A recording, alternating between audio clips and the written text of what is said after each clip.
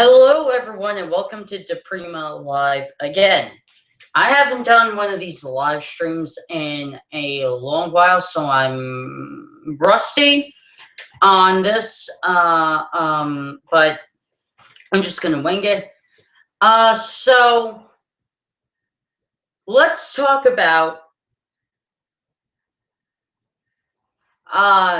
politics. More specifically, this rhetoric,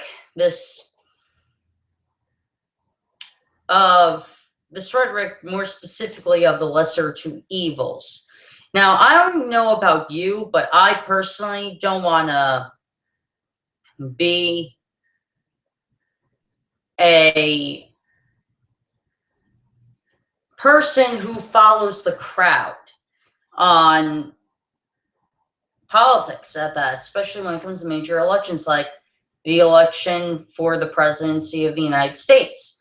The reason why I don't want to be one of those people that just follows the crowd is for this specific reason.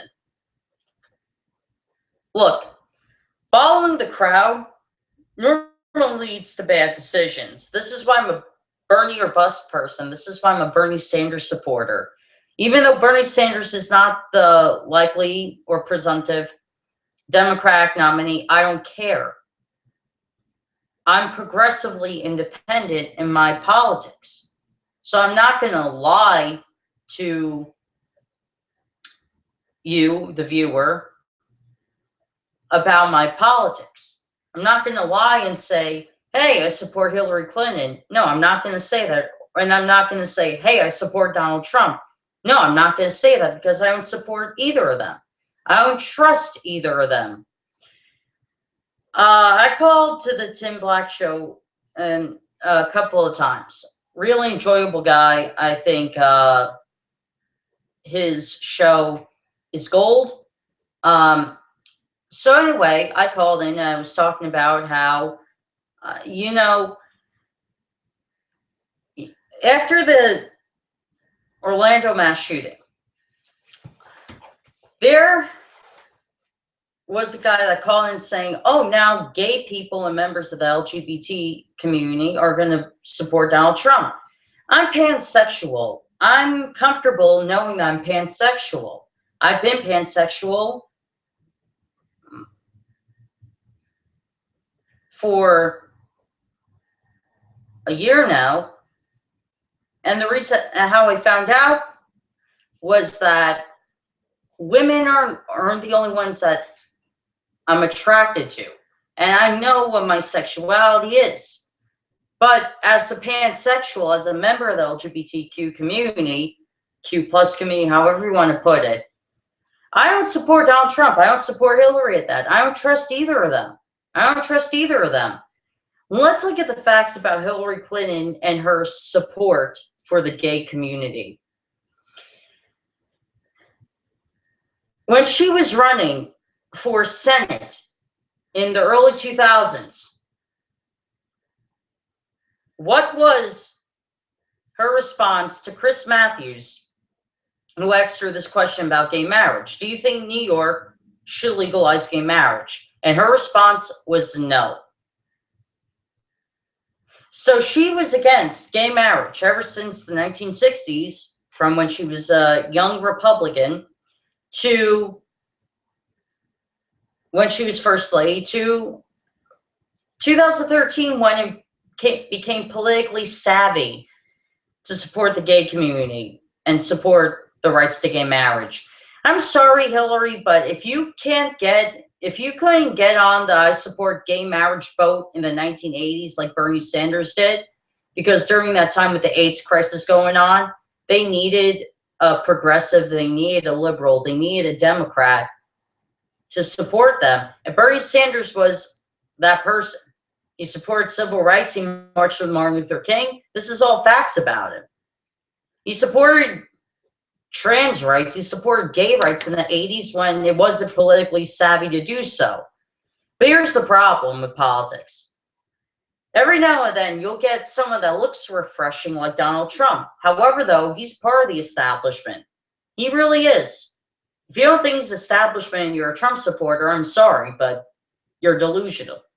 He isn't like independent or anti-establishment. He's all for the establishment. Do you think if he's elected president, he's going to tell, Monsanto that they honestly need to clean up their act? Do you think he's going to tell Monsanto to clean up their act? No, of course not. You know what he'll probably do? He'll probably buy Monsanto and say, Trump-santo. Yeah, the vegetables you get are Trump-santo. That's what he'll probably do. He'll probably buy Monsanto and name it after himself. And that's the other problem about Trump and Hillary I don't like. They're both narcissists. They're both narcissists. I mean, I guess you have to be a little bit of a narcissist. Oh, wait a minute. That's right. You don't. Bernie Sanders just proved this election. You don't have to be a narcissist in order to get the respect and support of people. This is why I don't support either of them. I still support Bernie Sanders. I'm forever Sanders. However, though, I have to come to the fact that Bernie Sanders is not the Democratic nominee. I know that. So who am I going to vote for? Well, it's either Gary Johnson or Jill Stein. And so far, I'm leaning towards Jill Stein. That's just my take on, the lesser of two evils. But while we're on the topics of politics, I want to talk about automatic weapons. Now, I'm a progressive independent who supports every American's right to own a gun. However, though, you don't need an AR-15 or an AK-47 in order to protect yourself while you're in your house or to go hunting. Now, if you're, a war gun collector for a museum, if you have a hobby of collecting, war weapons throughout the decades, okay, maybe buy, a replica AR-15 or AK-47 to add to your collection. Something that looks like the real thing, but actually isn't. I can understand if you want to do that. But let's be honest. If you want to protect yourself, you could buy a handgun. You could buy a handgun and protect yourself or your family if someone breaks into your house. Or you could call the cops if you don't have a gun. But you could protect yourself with a handgun. But if you want to go hunting, you could use a rifle. And there's different forms of rifles out there. There's the Winchester rifle. There's the Will Rogers rifle. That's a fairly new one. It's all American made, to be honest. And then there's other hunting rifles that you could use. Big rifles, small rifles. Hell, I have a BB gun. I haven't used it in a long time. I'm probably rusty on how to use it. Well, yeah, probably rusty on how to use it. But guess what? I haven't used it in a long time. But does that mean I'm going to automatically say ban all guns? No. And guess what? I criticize the left, even though I agree more with the left than I do the right. But when it comes to the topic of gun control, I have to side with the right wing on this. Look, you could prevent the selling of these automatic weapons all you want, but take it from this perspective.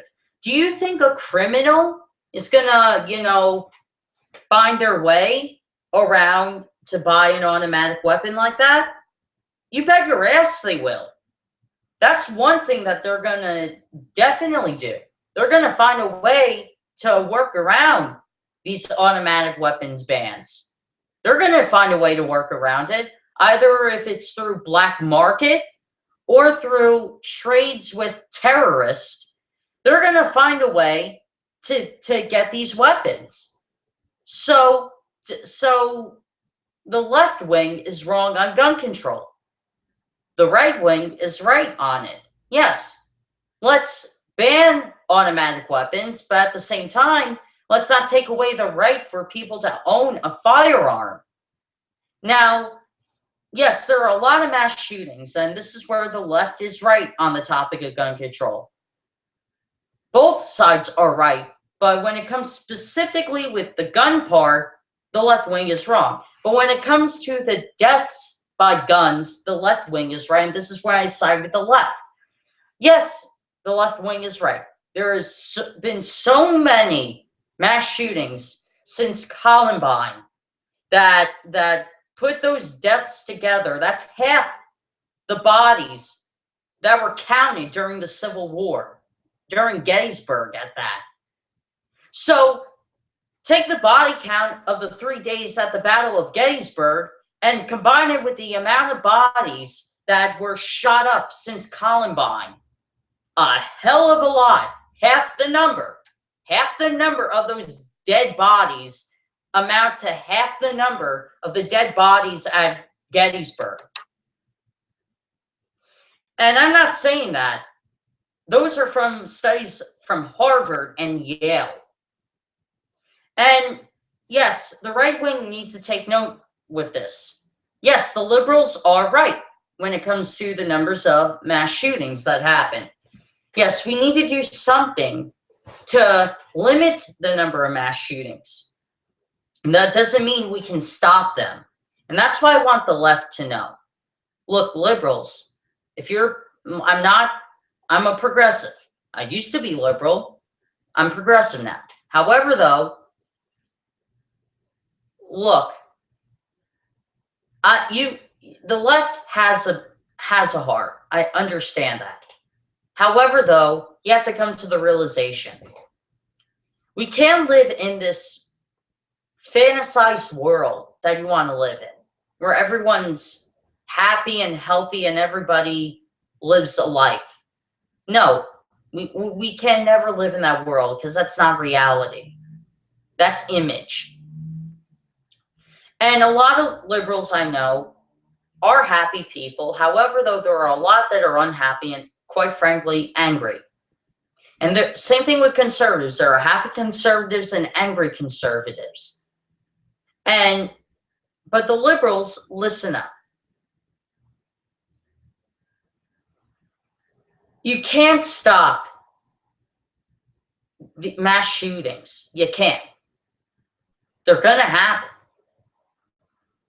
The best thing of us on the left that we can do is limit the number of mass shootings that happen, but we can't stop them from happening. We can't stop these crimes from happening because they're always going to happen. Long after we're gone, there's going to be mass shootings, or there's going to be some type of mass killing that's going to kill innocent civilians. This is just the truth. This is about human society. You have the humans who don't harm other human beings, but then you have humans that do. And guess what? They live in the United States. We know this. And the right knows this too. But we can't stop it from happening. We can never stop it from happening. It's impossible to stop these things from happening. Okay, let's give it to the left for a second. Let's just say if we banned all guns from this country, if we weren't allowed to have any firearms, if we, took away the hunting rifles and the handguns as well, and the BB guns at that. Now let's say we banned all guns. No American has the right to a firearm. Let's just do this scenario. And someone starts killing people in mass numbers with knives. And then we ban all knives. And then someone finds a way to commit mass murders with pens. And then we have to ban all pens. Do you see the problem here? Criminals are going to find a way to harm others using basic things you didn't think that could be seen as weapons.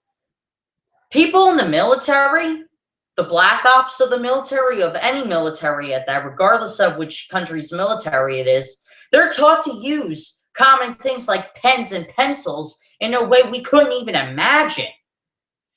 And guess what? these criminals find a way to use those common day things the same exact way. As someone who is sickened by the number of mass shootings that happens, I also live in reality. I know that we can never stop these things from happening. We could slow down the numbers of mass shootings, but we can never stop them. We can never stop some crazy egotistical maniac from murdering people that he doesn't like or that she doesn't like. We can't stop these things from happening. It's just human nature to have people that want to kill other people. That's just part of human nature. We can't stop we can't stop that. Can we evolve to the point in society where people don't kill others? We could try, but that's very impossible to do so. And the reason why I'm saying this, and it's uncomfortable for me to speak of it, it's probably uncomfortable for you to hear it, but guess what? That's just uncomfortable truths. And that's what the world is full of, uncomfortable truths. And the reason why I want to do this live stream is so I could get used to doing live streams again. But the point is, though, we can't stop these things from happening. We could try, though. We could try all we want, but at the end, there's probably going to be more disaster and more heartbreak. And we could slow down the number of these incidents from happening. But the first thing we need to do is, number one, come together on banning assault weapons, number one, to the general public, though, not the military. Yes, there are some people on the right and the left who say we should ban all assault weapons in this country. Well, if we stop assault weapons being legal in this country, how is the military supposed to use them on their training camps so they know what they're prepared for when they go into battle? Were they supposed to use rifles? No. Let's ban the sales of automatic weapons to the general public and then keep them in this country, but only for the military. But if we want to slow down massively the numbers of mass shootings, guess what we have to do? Number one, we have to curb mentalities or stop repressing others. What's repression, by the way? A lot of you Tumblr men and women who call yourselves feminists do it to people like me all the time. Every time we have an opinion, you have to stop us from talking about it. And that's how repression starts. And then repression gets even more worse when you want to control specifically how people behave or tell people how to think. You can't tell people how to think or behave.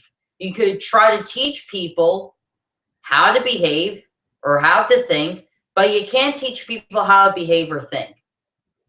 Because we're born genetically to think differently from other people. Conservatives have different brains than liberals or progressives. And liberals and progressives have different brains from conservatives. Let's take it with gender. Men and women have different brain chemistry. Men have different brain chemicals than women do, and women have different brain chemicals than men do. Let's take it to transgender people, okay?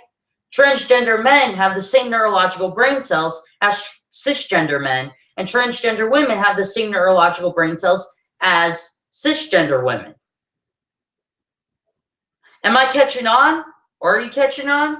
If you're catching on, you're probably figuring out we can't control how people are or how people think or how people behave. We can try to teach people at an early age what's right and what's wrong. But guess what? That's all subjective, by the way. That's all subjective and culturally subjective. Let's talk about it from a cultural point of view. In America, killing another person is wrong, and the extreme punishment is the death penalty.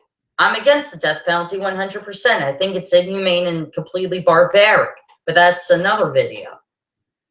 But But here's the point, though. If you kill someone in the United States, you're probably gonna get the death penalty or life in prison without the chance of parole. But they kill people in other countries if they think they're a witch or they're a gypsy or anything like that. Yes, some cultures still kill people based on those crazy religious thought processes. And though they're seen as an act of valor. See how fucked up that is? Killing another human being in some countries is seen as an act of valor, while the United States is seen as completely opposite of that. And when we say, oh, this is right and this is wrong here in America, we only mean in America. What's right and what's wrong in Britain is right and what's wrong in Britain. What's right and what's wrong in Russia only pertains to Russia. Culturally, to say what's right and wrong here in America and applying to every other country is culturally subjective. And that's just the truth about the world in general. In general, it's subjective to apply the U.S. rights and wrongs to every other country. And that doesn't mean killing another human being is okay in anybody's eyes. I'm an American who doesn't support murder in either way. Either if it's murder based on free will or revenge or passion, or killing people for revenge. I don't agree with murder either way. I don't agree with murder how they do it overseas. I don't agree with ISIS beheading people because they're news reporters. I don't agree with any of that. No, which rational person would? And the reason why I talk about this is because I have strong principles. And my principles, for the most part, are progressive. But there's other parts of my principles that I agree with conservatives on. For example, I agree with conservatives on the military. Look, do we need to cut military spending? Definitely. However, though, does this mean that it's okay for us to treat our veterans like shit? No, it isn't. And I know a lot of conservatives are to blame for the military being treated like shit when they come back from war. And guess what? Democrats are too. So both parties aren't free from blood on their hands when it comes to this topic. However, though, what does the left say compared to the right on the military? Well, the left has this mentality that you don't have to give respect to a military member if you like them. Yes, even conservatives agree that you should judge people based on their content and character. However, though, regardless of what this person's content and character is, but if you go in the military and willingly put your life on the line to save the lives of millions of Americans who and you're serving the country you love, regardless if you're liberal or conservative, you should be fucking grateful that someone's doing that. And there are liberals on YouTube who don't give respect to the military at all, who say that the military is the problem. Well, guess what? Do you think the military, the men in the military enjoy, the men and women at that, enjoy killing innocent civilians when they're told to? No. Every time they shoot a child for whatever reason they're told to shoot a child for, guess what? They're heartbroken over it. They don't feel like they could live with themselves. Do you think they enjoy killing a child? Maybe some sick and sadistic military members do, but for the most part, they're rational human beings who are compassionate human beings. Yes, the liberals are right. There are some assholes in the military. But guess what? They may be assholes, but they're putting their life on the line for us to call them assholes. And quite honestly, that's the best gift they could do for any of us. And I support the military wholeheartedly. And over the years, it's been called a conservative thing to do to support the military. And I don't think it's conservative to support the military at all. It's American. Let's not add politics to supporting the military. It's American. So who appears to be more American when it comes to supporting the military? The conservatives. Now, granted, during the Vietnam War, were there liberals who were Vietnam War veterans who came back from the war fucked up and talked shit on fellow Vietnam War veterans? Yeah. Do they have the right to do that? Yeah, but did other liberals have the right to do that? Not really.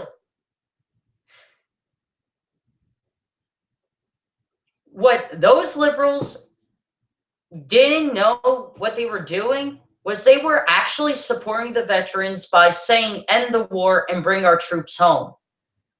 But did they do that? Did Vietnam War veterans get the support that they did when they got back from the war? No. Not at all. They got treated like shit. Luckily, the GI Bill was able to pull through for them. And luckily, they were able to get, educations and jobs or jobs right away. But the point is, they got treated like shit when they came back from war. Iraq War veterans were treated a little bit differently, regardless of people's political points of view. Afghanistan War veterans, hopefully, when they come back home, they get treated the same way the Iraq War veterans did, with open arms and compassion. And I want to make this point about World War II veterans. They're the greatest generation, the World War II veterans. My great-grandfather served on the USS Philippines CV-47, an aircraft carrier, towards the end of World War II. He was in the Navy. He was also a merchant marine. So he loved his country, and he served his country because he wanted to. And because of him, I'm into military history. And because of him, I have immense respect for veterans, regardless of which war they fought in. If it was a war that we need to be in or not need to be in, I support those veterans. I do. Because as an American, that's what we all should do. Like Frank Sinatra put it, I may not like the Vietnam War, and I don't, but I support our veterans anyway. And that was coming from a liberal.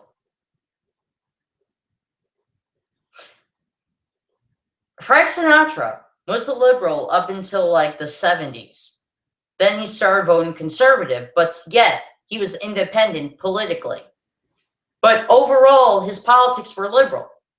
And he was in his 50s when the Vietnam War was going on. And guess what? He supported the troops. He wanted them to come home to open arms. But was he sorely disappointed with the left when he seen how they treated him? Of course he was.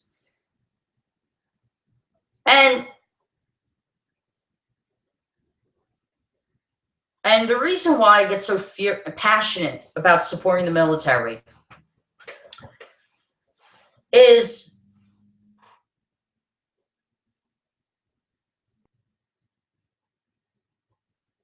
that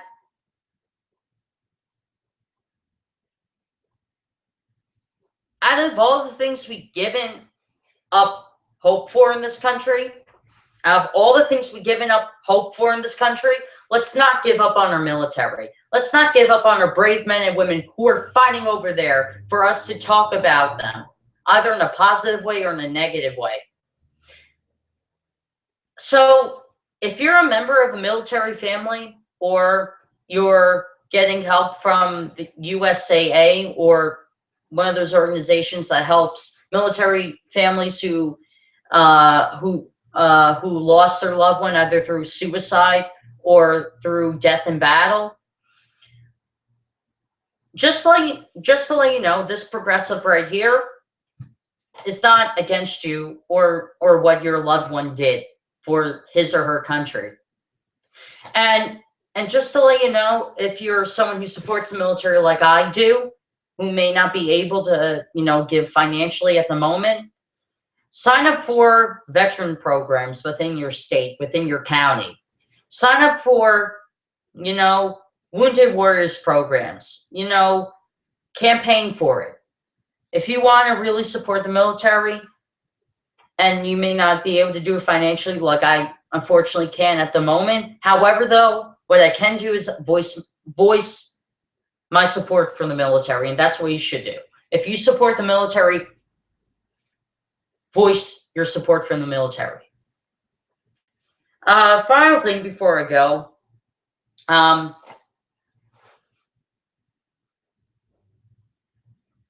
Final thing before I go is this. It's a summer. And the summer,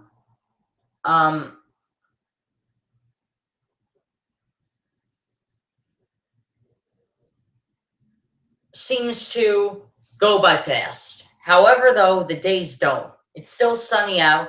It's still hot out. I mean, not in every state, of course. I mean, there's probably houses in Kansas preparing for tornado season. However, though, if you don't live in Tornado Alley, or if you do live in Tornado Alley, enjoy the summer. Enjoy it. It may not be the best time of the season.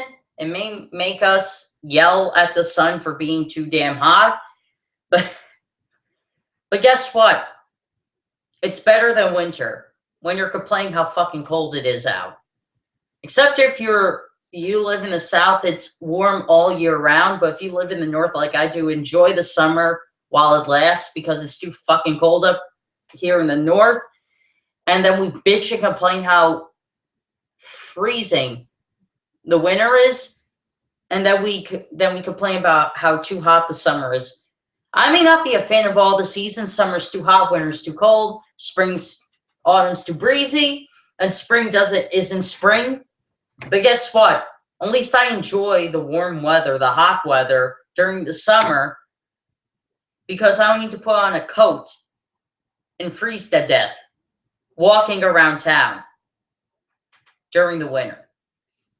See you guys.